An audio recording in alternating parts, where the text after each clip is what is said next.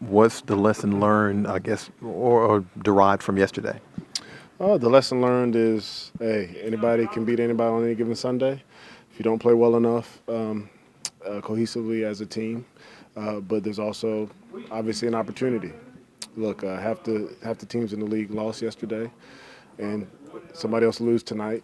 But the big thing is to be able to look in the mirror, to be able to see the places where you need to be better, to be humble and honest enough with yourself, and collectively to correct those mistakes, and have the courage to move forward to the next week.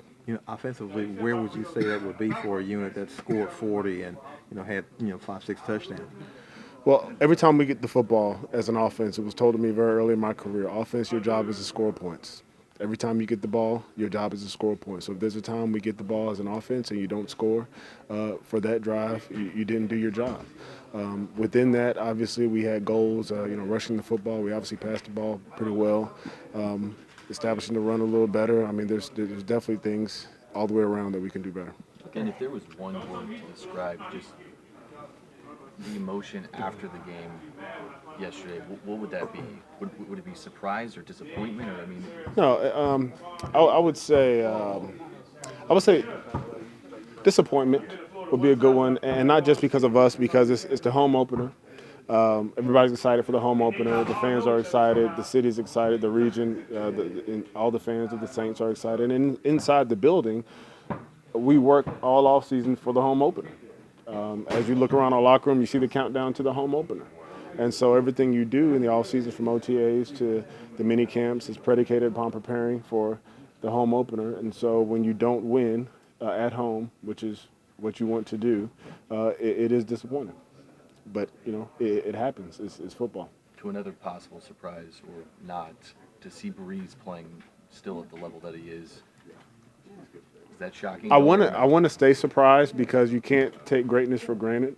That's the worst thing we could ever do, and I say that also to all those who are fans of his and fans of this team, is that you can't take that for granted because a player like him doesn't come along but once every generation. And so I'm not surprised, but when you sit back and watch the film and you watch some of the plays that he made yesterday, scrambling, throwing guys off of him that are half his age, throwing the ball down the field, it really is incredible. Hey Ben, is there more pressure looking ahead now, given the fact that you're facing a Cleveland team that's lost 21 straight on the road, that was 0-16 last year? Is that more pressure for you all now? I wouldn't say it's more pressure. Look, we try to look at every game it, by itself, and so whether you win or lose, each game is its own problem.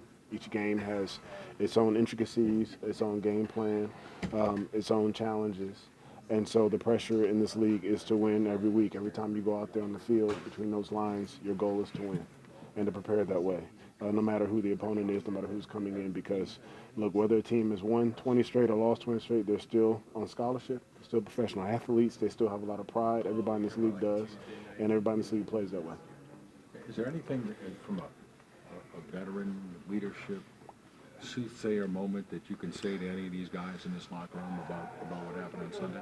I think I said it earlier, but it's about looking in the mirror and being willing to acknowledge what we see. That goes for all of us individually. It goes for us collectively as a team. Being willing to look at the places that we didn't play well and acknowledge where we did do well. Acknowledge maybe in our preparation things maybe we can change in the preparation. How we get up and get ready to play. How we bounce back from adversity that happens during a game, because during a game there's going to be ups and downs.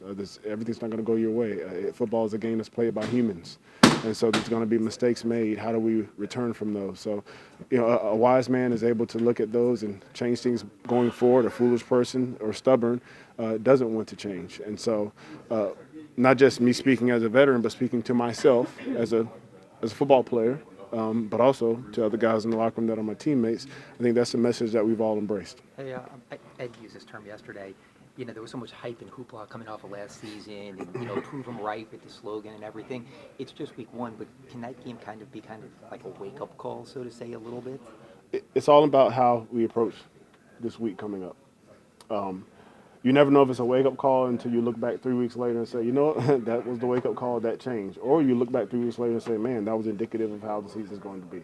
So you just don't know. The number one thing we can do is we came in today, watched the film, we worked out, we have tomorrow off, You'll take care of your bodies in a different way tomorrow. We'll come in Wednesday with a new game plan. We'll work on base, first, second down for the Cleveland Browns.